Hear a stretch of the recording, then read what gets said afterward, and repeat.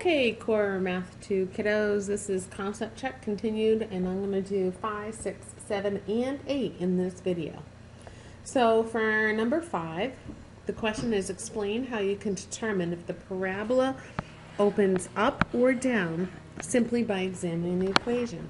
Well, if you looked at one of the previous videos, we noticed that the equation of a parabola looks like y equals ax squared.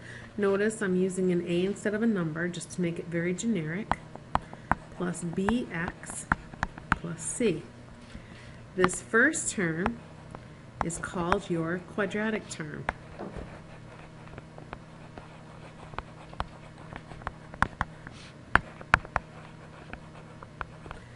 The second term is called your linear term.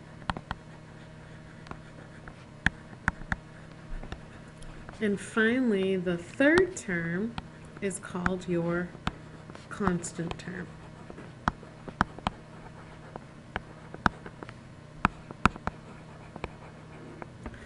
The coefficient of your quadratic term is the one that tells you if your equation is concave up or concave down. It'll also tell you if your quadratic is skinny or wide. So if a is greater than 0, then the parabola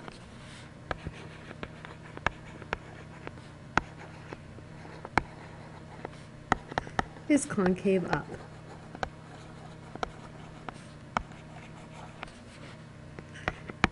If a is less than 0, then the parabola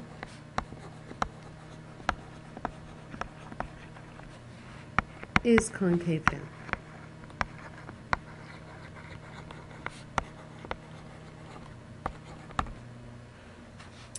For question number 6, it says discuss how the graph of the function y equals negative 3x squared plus 5 differs from the graph of y equals negative 3x squared. Well, the only difference here is that this first one has a constant term where this second one does not. So our constant term, the one that we looked at up here, is the one that shifts our graph up or down. So in this case, since our constant term is a positive 5, we can say the parabola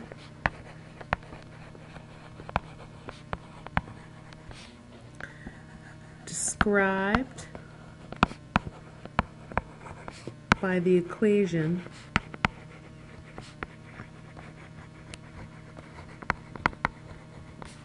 y equals negative 3x squared plus 5 differs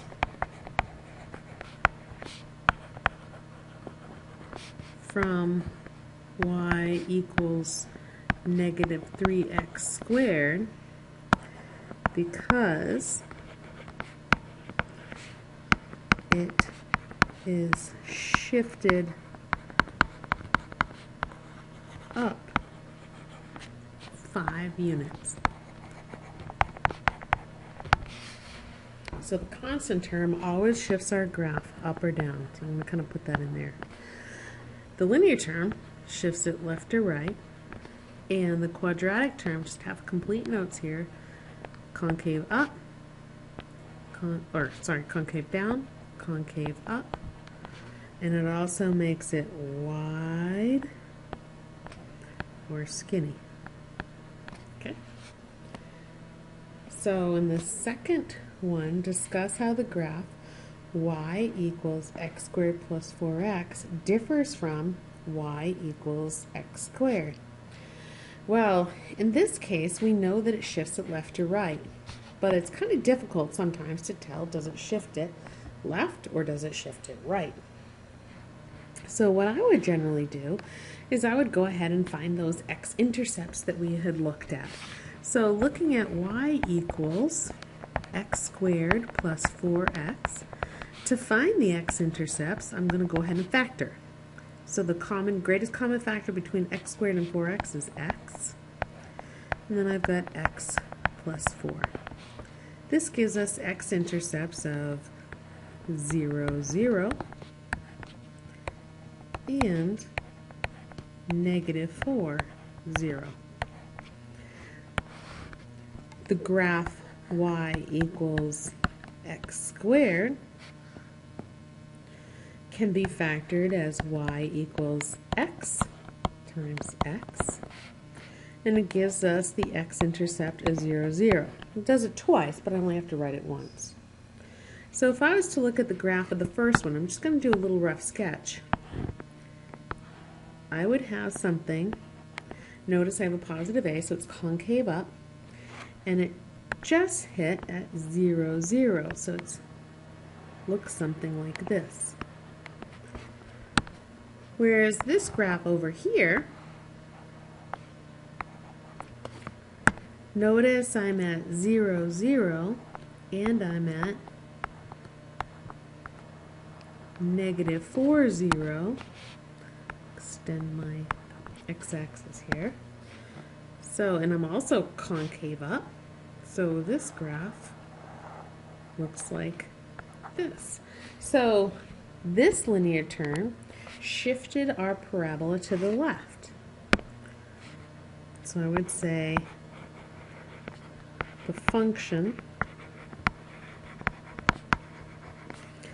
y equals x squared plus 4x describes a parabola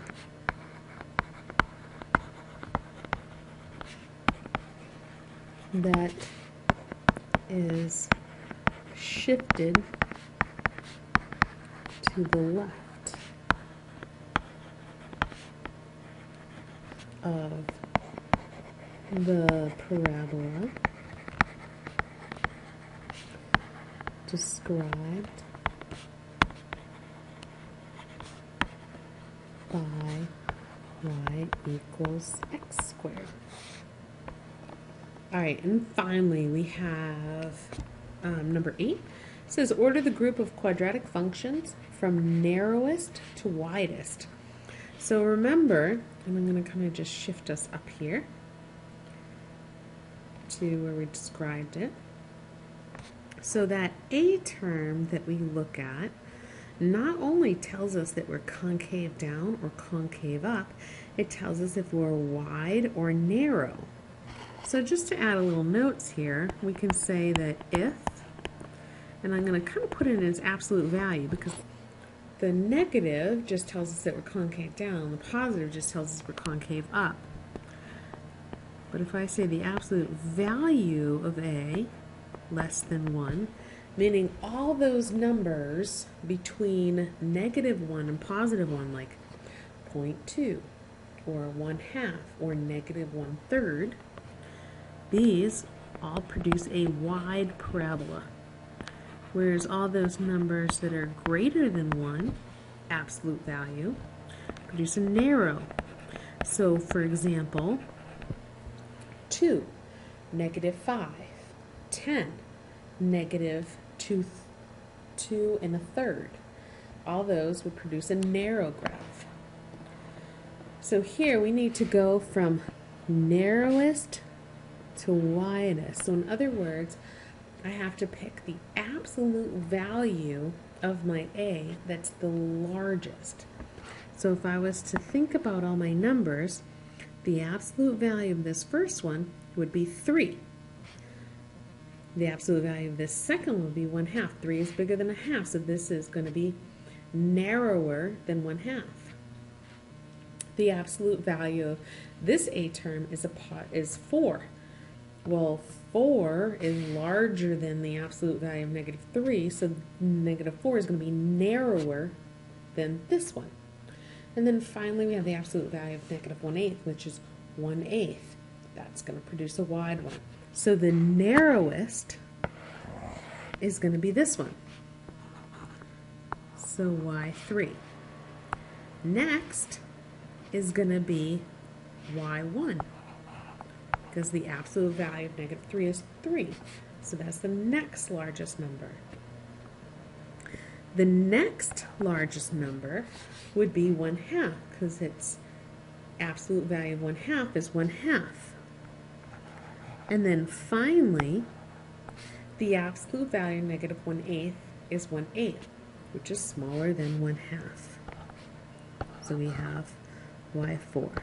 So from narrowest to widest, we have y3, y1, y2, and then y4. This is the second page of your concept check, number 4, 5, 6, 7, and 8.